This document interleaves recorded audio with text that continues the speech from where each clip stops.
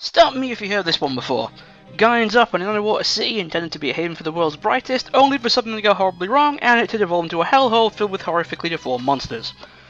Yep, we're talking about Bioshock. But hasn't Bioshock been discussed to death by every idiot with a microphone, I hear you ask? To which I answer, yeah, it has, but this is still one of my favourite games ever made, and thanks to its subject matter, it definitely earns its place here. So, why this game and not the sequels then? Well, they just don't fit. Infinite is more of a swashbuckling sci-fi adventure, and Bioshock 2 is you in control of a Big Daddy, so you're the most terrifying thing in Rapture by that point. Anyways, Bioshock actually works surprisingly well as a horror game in retrospect. Your only real allies are people you never really meet and talk to almost exclusively over radio, and nearly every other living thing in the underwater city of Rapture is completely insane, horrifically deformed, and wants you dead. Why do they get like this?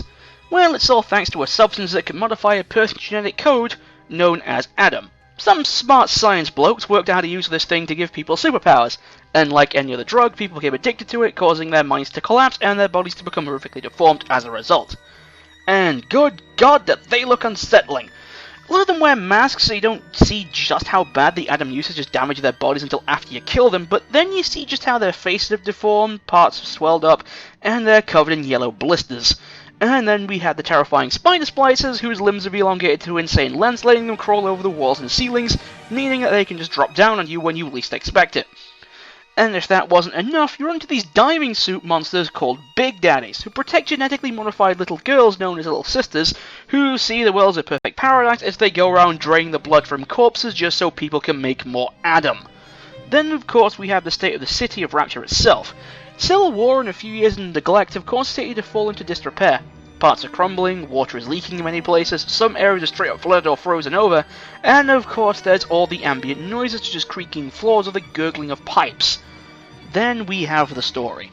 Through what we see firsthand thanks to interaction with the characters such as Dr. Steinman and Sandra Cohen, and of course all the various audio logs we uncover, we can learn just how badly things became in Rapture and just how brutal the Civil War was.